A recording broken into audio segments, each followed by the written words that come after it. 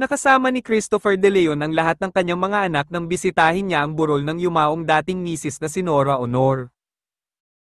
Sa Instagram, ipinakita ng Metro Manila Film Festival o MMFF spokesperson and publicist na si Noel Ferrer ang ilang emosyonal na eksena, kung saan maluhaluhang niyakap ng batikang aktor ang ilang kapwa-artista, pati ang mga anak na sina Ian at Lotlot De Leon. May video clip din na makikitang sinamahan ni Ian ang kanyang ama habang nakatayo si Christopher sa kabaong ni Ate Guy. Makikitang labis din na nasaktan si Christopher sa pagpanaw ni Nora Honor kahit na matagal na silang hiwalay. Our drama king Christopher De Leon paid his respects to former wife, national artist at superstar Nora Honor, sa caption. Kung matatandaan, noong January 1975 nang ikinasal sila Nora at Christopher sa isang civil ceremony.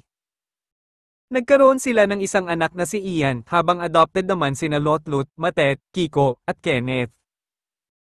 Nagkaroon ng renewal of vows ang dating mag-asawa noong 1976, pero sila ay naghiwalay after 20 years.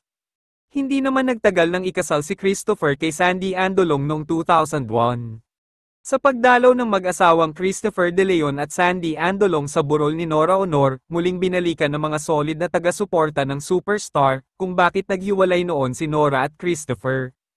Ayon sa mga solid Noranian, matalik umanong magkaibigan sina Nora at Sandy noon, ngunit nagkalamat lamang umano ang kanilang pagkakaibigan, dahil mas gusto umano ni Christopher si Sandy, ngunit pinakasalan nito si Nora noong mga panahon na yun, dahil sa kasikatan ni Nora, ngunit matapos ang hiwalayan ng dalawa at napawalang bisa ang kanila kasal, ay pinakasalan agad ni Christopher si Sandy Andolong.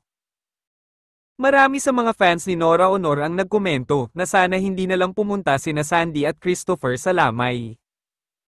Samantala, April 21, ang huling lamay ng national artist na nasa Heritage Park sa Taguig City. Ayon sa National Commission for Culture and the Arts, ang state funeral ni Ate Guy ay gaganapin bukas April 22, bago ihatid sa huling hantungan sa libingan ng mga bayani sa parehong araw.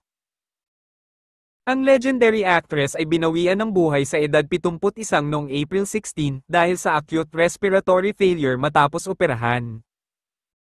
Samantala, marami sa mga nagmamahal kay Nora Honor sa showbiz industry ang nakikiramay. Sina Judy Ann Santos, marami pang mga personalidad ang nagpahayag ng kanilang pakikiramay at kalungkutan sa pagkamatay ng isa sa mga legend sa Philippine entertainment industry. Ilan sa mga ito ay sina Vilma Santos, Maricel Soriano, Shasha Padilla, Coco Martin, Julia Montes, Dingdong Dantes, at marami pang iba.